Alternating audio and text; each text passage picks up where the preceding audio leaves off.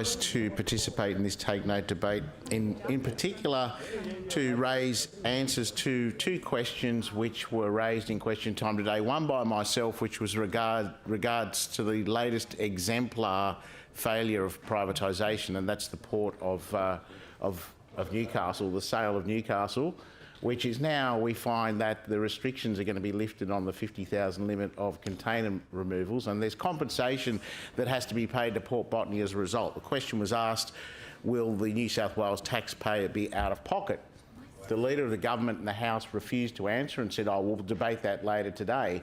Then a follow-up question was asked by my colleague, the Honourable Tara Moriarty, about that same privatisation deal and whether or not the government thought that this whole asset recycling process was worthwhile and whether the government would continue.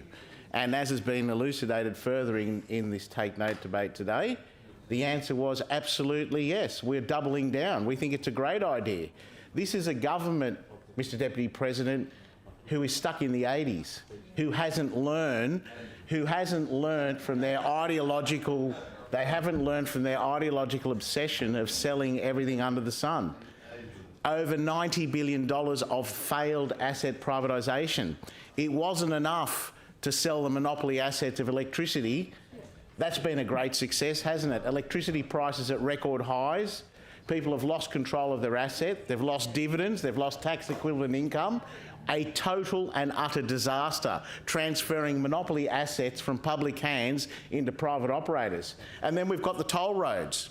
The poor old taxpayer hands over an asset that they have to drive on every day to get to work, take their kids to school and engage in the economy. They hand over the asset to a private operator who they've then got to pay back to through the nose in tolls for the benefit of driving on the very road that they should own.